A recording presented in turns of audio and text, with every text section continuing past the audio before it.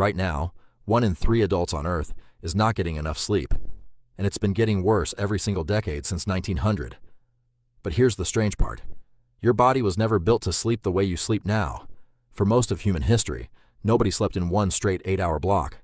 So go back 300 years, before a single electric light existed anywhere on Earth. Imagine you're a farmer and the sun just went down. You go to bed a few hours after sunset. Completely normal.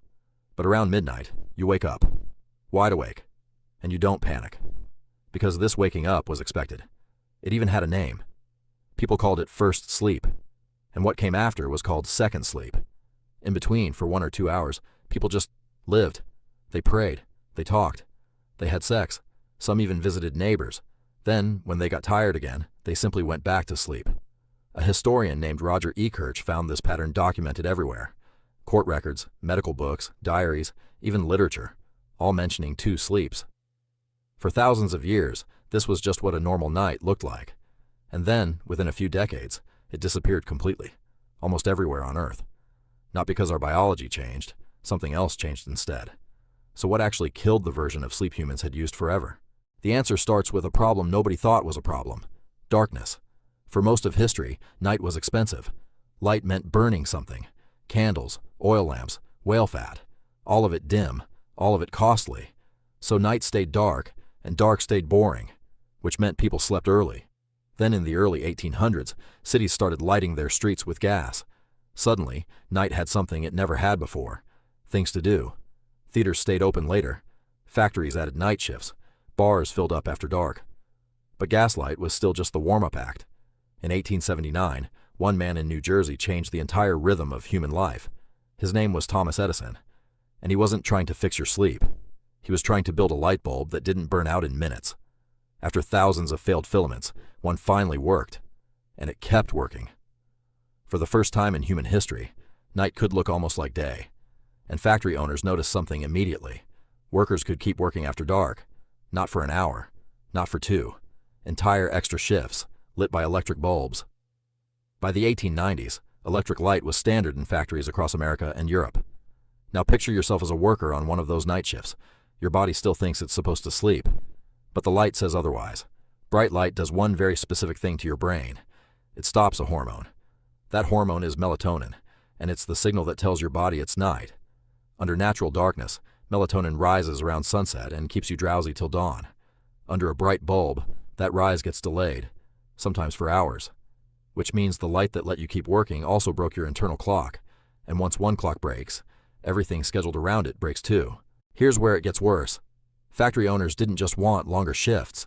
They wanted workers to sleep in one single block, not 2. So shifts fit neatly. A worker who woke up at midnight to pray or chat was a worker not working. So schools, factories, and clocks all started teaching the same new lesson: 1 sleep, 1 block, straight through the night.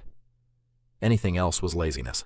Within 2 generations, almost nobody remembered that 2 sleeps had ever been normal. The pattern that lasted for thousands of years vanished in about 50.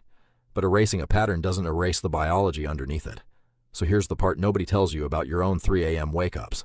That moment you call insomnia might just be your ancestors' first sleep ending. Your brain still knows the old rhythm. Your schedule just refuses to allow it. And instead of treating that wake-up as normal, modern life calls it a disorder. There's an entire industry now built around convincing you that waking up is broken.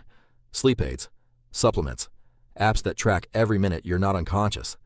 A market worth tens of billions of dollars, selling you a fix for a problem it helped invent. But the deeper problem isn't your bedroom. It's the bulb above your head. By the 2000s, that bulb had a successor, one that reached even further. Phone and laptop screens emit the exact wavelength of light that suppresses melatonin best. So now you're not just under one bulb, you're holding a smaller, brighter one in bed. Edison's workers lost their second sleep to a factory light. You're losing yours to a screen. Same hormone, same broken clock, 150 years and one long straight line. And here's the part that should really bother you. Nobody voted on this. Nobody signed up to trade 2 peaceful sleeps for 1 broken one. It happened because keeping factories running was more profitable than keeping people rested.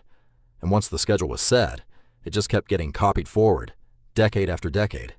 School start times, office hours, even your alarm clock, all built on that same block.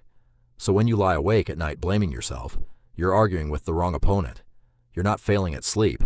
You're living inside a schedule built for machines, not humans. The strange part is, some places never fully accepted the new rule. In parts of rural Mexico, anthropologists still found communities without electricity sleeping in 2 blocks.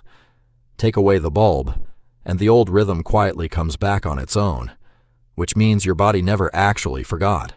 It's still waiting for permission. So what do you do with that? You can't exactly quit your job or unplug the grid. But researchers studying this pattern found something oddly simple that helps. If you wake at 2 or 3 a.m., don't fight it and don't panic. Stay in the dark. Don't reach for the phone. Just let your mind sit quietly. Within 20 or 30 minutes, for most people, sleep pressure simply returns. That's not a hack. That's just the second sleep, waiting for you to notice it. It's the part of the night factories erased and screens buried even deeper. You didn't lose it. You were just never told it existed. So here's the full picture. Humans slept in 2 blocks for thousands of years. Gaslight gave night something to do. Electric light gave factories a reason to keep it running. Edison's bulb suppressed a hormone nobody understood yet, and broke a rhythm nobody was watching. Factories rewarded one long sleep because it matched their shifts, not your biology. Within 2 generations, the world forgot the old pattern ever existed. Then screens arrived and did to your bedroom what factories did to the night. And a billion-dollar industry grew up selling you a cure for a rhythm it helped destroy. Nobody planned any of this. It took a lamp, a bulb, a factory floor, and a screen. And now, tonight, you'll probably wake up sometime around 2 or 3 a.m. And for the first time, you'll know exactly what that moment actually is. It's not a malfunction.